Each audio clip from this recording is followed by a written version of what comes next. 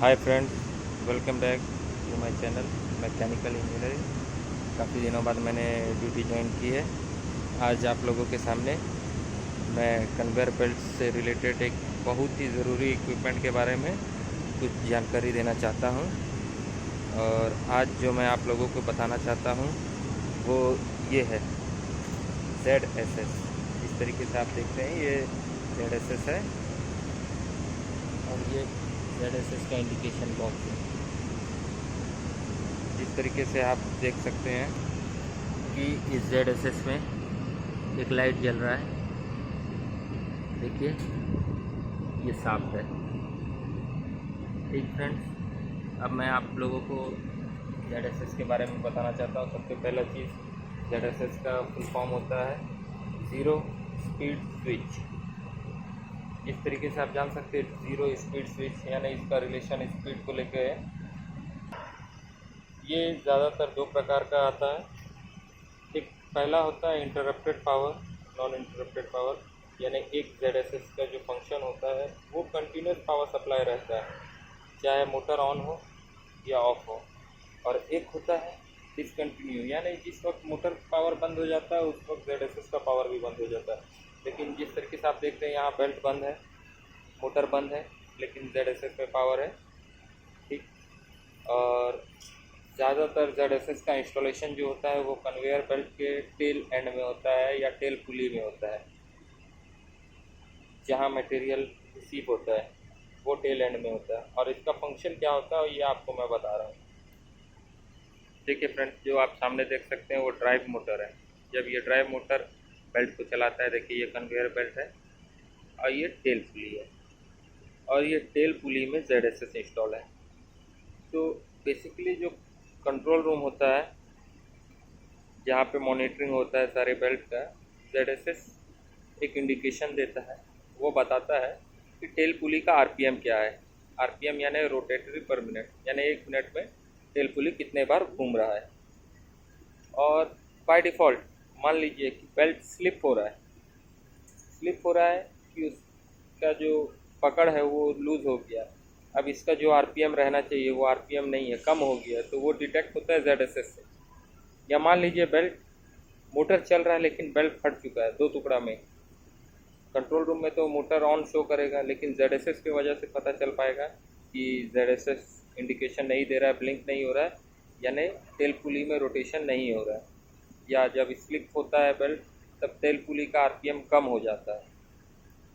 अब सबसे बड़ी बात, ये काम कैसे करता है, इसका फंक्शन के बारे में मैं आपको बता रहा हूँ। आप जैसे ये दिखाने की कोशिश करता हूँ, ये टेल पुली देख रहे हैं और ये आप ZSS देख रहे हैं। ठीक है फ्रेंड, ये ZSS के नीचे आप एक लोहे का एक मेटल प्लेट वेल्डेड देख सकते हैं, अटैच है ठीक ZSS के सामने। और ये जो ZSS है इसमें यहाँ पे एक मैग्नेट रहता है।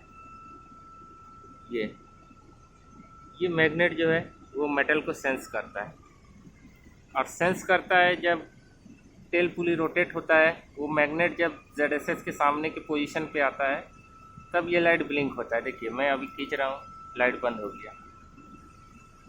क्यों? क्योंकि इसका एक डिस्टेंस तय किया हुआ है, इतने डिस्टेंस में ही वो सेंस करता है।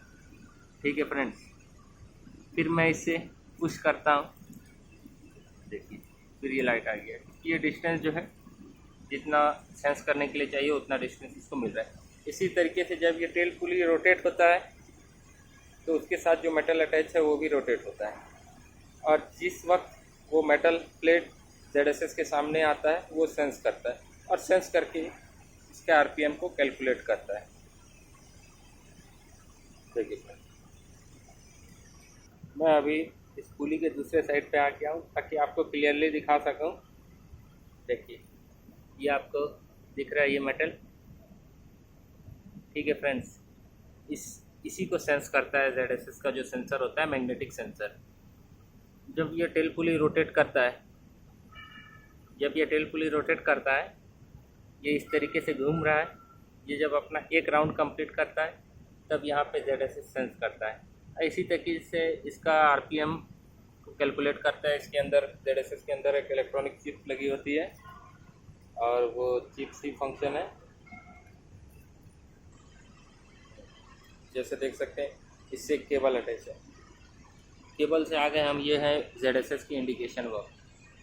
आप ये लाइट देख रहे हैं, दो लाइट, एक लाइट है कि यहाँ ZSS में पावर है और दूसरा लाइट जिस वक्त बेल्ट चलेगी और टेल पुली रोटेट होगी उस वक्त वो सेंस करेगा, तो यहाँ पे लाइट ब्लिंक होगा, यहाँ पे भी लाइट ब्लिंक होगा और ZSS में भी लाइट ब्लिंक होगा। इससे ये इंडिकेशन आता है कि ZSS काम कर रहा है।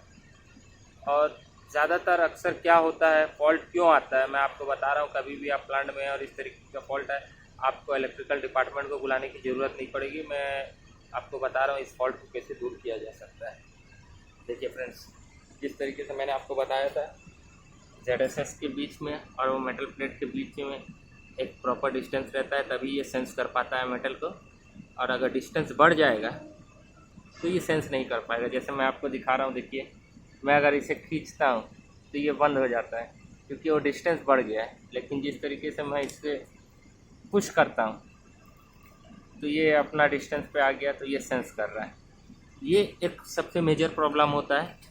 और दूसरा प्रॉब्लम ये होता है कि इसके सामने का जो सेंसर है, देखिए मैं दिखाता हूँ आपको, ये सेंसर, इस पर अगर कभी डस्ट जमा हो जाता है तो भी ये सेंस नहीं कर पाता है। इसलिए कभी भी अगर आपके सामने ZSS का प्रॉब्लम है तो आप कुछ नहीं कीजिए, सिंपली पहले उसे पुश करके देखिए, या एक काम कीजिए कि ZSS का सेंसर के सामने किसी भी मेटल प्लेट को ले लीजिए और इसको हिला के देखिए इसके सामने कि ये सेंस कर पा रहा है कि नहीं।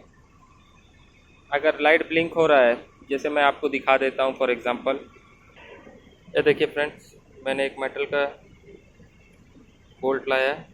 अभी आप देख सकते हैं लाइट नहीं जल रहा है। ये मेटल सामने रखा, लाइट जला है, ये उठा दिया, लाइट बंद हो, फिर सामने रखा, लाइट। इस तरीके से आप चेक कर सकते हैं कि इसका मैग्नेट सेंसर काम कर रहा है कि नहीं। अगर ऐसा ना हो यानी ये सेंसर में प्रॉब्लम है, ये सेंसर में प्रॉब्लम है। अगर इस तरीके से हो रहा है यानी सेंसर और ZSS दोनों ओके है। सिर्फ आपको क्या करना है, इसके डिस्टेंस को सेट कर देना है, क्लीन करके इसका डिस्टेंस सेट कर दीजिए तो आपका प्रॉब्लम दूर हो जाएगा। मुझे आशा है कि आप लोगों को ZSS के बारे में काफ़ी जानकारी प्राप्त हो गई होगी। थैंक यू फ्रेंड्स, और मेरे चैनल को लाइक और सब्सक्राइब कीजिए। फर्दर आपको अगर और कोई जानकारी चाहिए तो प्लीज़ कमेंट सेक्शन में कमेंट कीजिए। Thank you.